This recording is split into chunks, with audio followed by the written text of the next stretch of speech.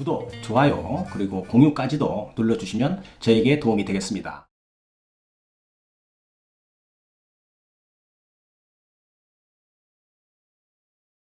안녕하십니까. 교통사고 합의 전문 채널 유국장TV입니다.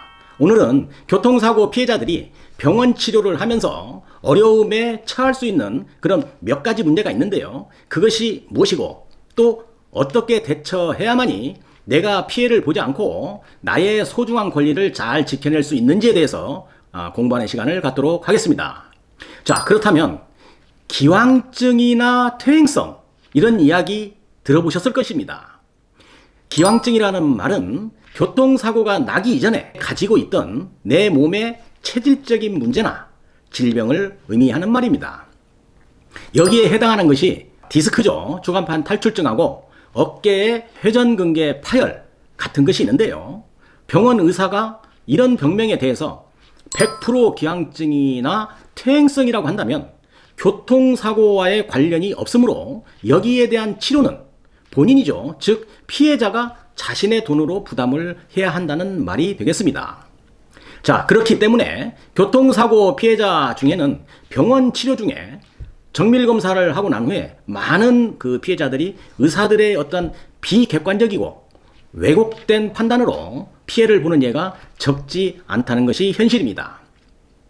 왜 피해를 볼까요? 교통사고 피해자들이 교통사고에 대한 지식이 없기 때문입니다. 문제가 되는 것이 무엇인지 살펴본다면 디스크의 경우는 기존적으로 퇴행성적으로 디스크가 진행되고 있었는데 교통사고의 충격으로 그 부위가 파열이 되거나 아니면 더 돌출이 되어서 사고 이전에는 없었던 증상들이 생길 수 있다는 것입니다. 그래서 운동 제한도 있고 통증도 좀 수반이 되고 또 더 심한 경우는 신경 증상 및 그 어떤 마비 증상도 있을 수 있다는 것입니다. 두 번째로 어깨 회전근개 역시 아주 비슷한 논리인데요. 어깨 관절이라는 것은 우리 인간이 제일 많이 쓰는 관절 중에 한 곳입니다. 그래서 나이가 들어가면서 어깨인대가 약간 닳거나 얇아져 있는 그런 어떤 차에 교통사고의 어떤 충격이 발생이 되면서 그 충격으로 약해져 있던 인대가 끊어지게 되는 것을 우리가 회전근개 파열이라 이렇게 얘기를 합니다. 이렇게 기왕증과 사고 기여도가 충돌하는 것이기 때문에 치료하는 의사마다 판단의 기준이 다 각자 다르게 될 수 있으며 약간의 분쟁이 발생된다고 보시면 정확한 설명이 되는 것입니다. 이럴 때는 사고로 인한 것이 몇 프로, 기왕증이 몇 프로 이렇게 판단을 해서 사고로 인한 부분만큼은 즉 사고의 관여도만큼 상대방 보험회사에 청구를 해서 배상을 받아야만 하는 것입니다. 그런데 의사가 신도 아니고 의사마다 다 다른 결과가 나올 수밖에 없는 것입니다. 그러면 사고의 기여도나 기왕증에 어떻게 교통사고 피해자가 대처를 해야 하는지 제가 하나하나 설명을 드리도록 하겠습니다. 첫 번째입니다. 사고 전에, 교통사고 이전에 영상 촬영이 있다면 굉장히 도움이 되겠죠. 이번 사고로 요추 3, 4번에 디스크 진단을 받았는데 사고 이전에 찍어놓은 어떤 영상이 있다면 크게 도움이 될 것입니다. 예전 사진과 이번 영상을 비교를 해서 기왕증이나 사고 기여도를 좀 더 정확하게 판단해 볼 수가 있다는 것이죠. 자, 두 번째입니다.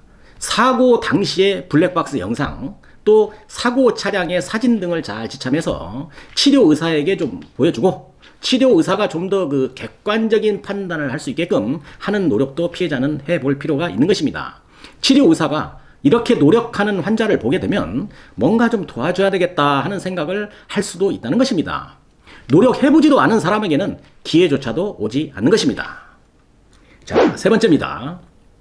나를 치료해준 의사로부터 사고 기여도에 대해서 적극적인 대응을 해서 나에게 유리한 소견서를 받는다면 추후 보험회사와 협의를 하는데 도움이 될 수 있겠죠. 그러나 이렇게 나의 입맛에 맞게끔 소견서를 써주는 의사는 많지 않을 것입니다. 거의 없다고 보면 틀리지 않습니다. 열에 한 명이나 있을까 말까 합니다.